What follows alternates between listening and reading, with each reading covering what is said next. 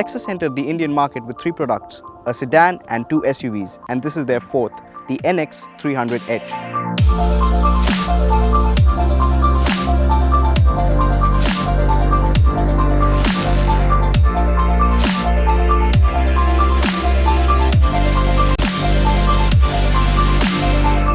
The NX 300H is a crossover hybrid SUV, and I'm going to be telling you everything there is to know about it. Do stay tuned. Drop dead gorgeous. That is what the new NX 300H is. The angular front with sharp headlamps and a separated section for horizontal L-shaped LED DRLs sets a fresh tone. Something common on the NX 300H is the signature spindle grille design, which is distinctly Lexus. The Japanese luxury brand is offering the NX 300H in 2 variants, Luxury and F-Sport. Both get a unique pattern for the spindle grille. Sitting smack in the middle of the grille is the Lexus logo. A few brushed aluminium bits around the grille and front skirting finish up a futuristic looking facade. From the sides, the SUV looks perched with protruding wheel arches, surrounded by black plastic cladding. Adding to the unique design is the gently curving shoulder line, which seamlessly emerges out of the A-pillar and dissolves into the C-pillar. The NX 300H rides on butch-looking 225/60 R18 tires, which look proportionate to the SUV's size. Encased in the tires are sleek-looking 5 twin-fin alloys with a machined and blacked-out finish. The rear section of the NX 300H is as edgy as the front, with a tapering roofline ending abruptly in a spoiler on the tailgate. The L-shaped stop lights on the tail lamps add a touch of symmetry to the theme of the NX 300H. The rear of the SUV sports a rather boxy look with smooth edges. Ample of plastic cladding has been used on the lower sections of the bumper with brushed aluminium bits here and there.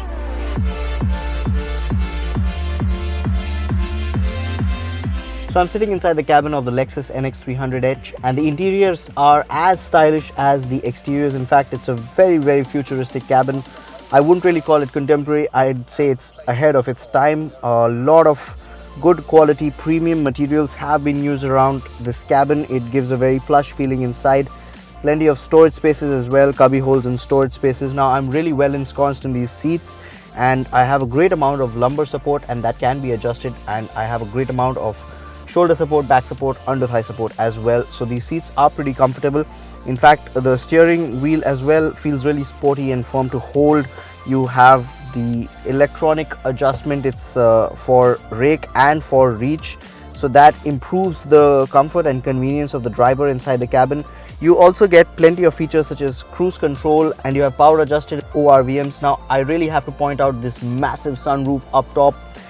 It's created a very roomy feeling inside the cabin, and as a driver I am not able to realize this completely, but when you're sitting in the second row, as I am going to right now, you get a big view of the sky, and that's simply fabulous, and no one else in the segment is offering it. In fact, I would pick up this SUV just for the size of this panoramic sunroof up top.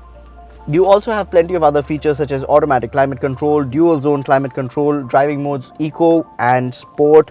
You have an electric driving mode as well, so you can just press this button and you have the EV driving mode. I really like this infotainment setup as well. It's a 10.3-inch screen, and you have this touchpad which you can use to control the infotainment unit.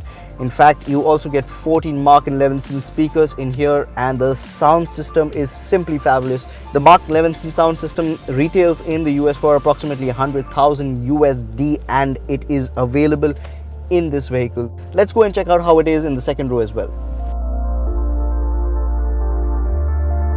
Now I'm sitting in the second row of the Lexus NX 300H. In fact, I'm really comfortable over here as well. I haven't adjusted this seat at all. For reference, my height is about 5'7", and there is plenty of knee room for me to stretch out. In fact, this bench is nice and long, so I'm getting a decent amount of under thigh support as well. If I do sit with my feet firmly planted on the floor, then yes, under thigh support does take a hit. Headroom, well, there's a fair bit of headroom, about this much, which I guess is adequate for the average Indian adult. So it's very roomy in here, especially thanks to this panoramic sunroof up top. You also get rear AC vents. There's not too much, but the rear seat is quite comfortable. I'm getting adequate amount of back support and adequate amount of shoulder support. 4 Indian adults sitting in here are pretty comfortable. Fifth would be a slight squeeze. However, the hunch in the floor is rather flat, so someone sitting in the middle also would be comfortable. Other features include heads-up display, kick sensors to release the tailgate, wireless phone charging, voice recognition, push-button start-stop, and keyless entry, among other features. You also get a spacious enough boot with a 457-litre capacity.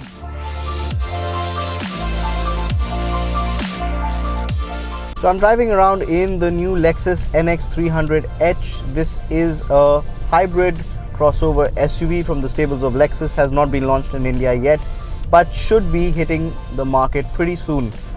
The Lexus NX 300H comes powered with a 2.5 litre petrol engine. The engine has been mated to an e-CVT transmission. It gets all-wheel drive capability. So the engine puts out approximately 194.4 HP. The peak power lies high up in the band, in fact, so you need to really push this SUV hard if you want to get going. Once it crosses 5,000 RPM, that's where the meat of the power lies, and you really have that surge of power which propels you forward. The engine also puts out a torque of approximately 210 Newton meters. The CVT is really smooth, so you don't really feel any of the gear shifts, and that, if you're ambling around in city traffic, if you're driving around on the highways as well, is a really pleasurable drive. Lexus has also added the provision of drive modes. One can choose between Eco, Normal, Sport and Sport Plus. When it comes to flat-out performance, the ICE engine combined with the electric motors do a fine job, but in all honesty, it's not greatly thrilling, but much rather silent and elegant in its approach.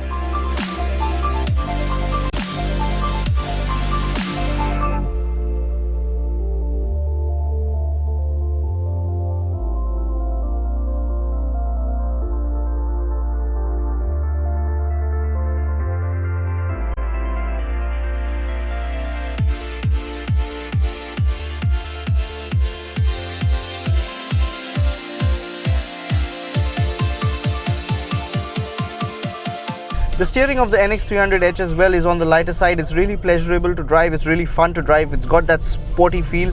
I would have really liked and enjoyed a little more feedback from these wheels, but it definitely does have a sporty feel to it. In fact, the steering coupled with the engineering dynamics of this SUV make for a great ride. The minimal amount of body roll and a shade of understeer can be easily overlooked. Lexus has also incorporated regenerative braking on the NX 300H. So if you're cruising in city traffic, if you're ambling around in the city, you can also drive in a completely electric mode where the vehicle is not producing any pollution. It's really silent, smooth to drive, and you're also saving up on fuel.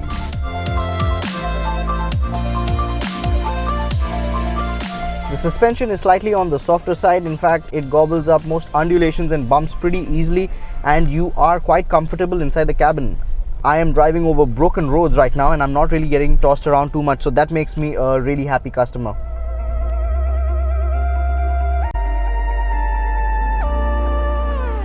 Braking on the NX 300H as well is pretty good. In fact, even on corners, the SUV gives you a lot of confidence.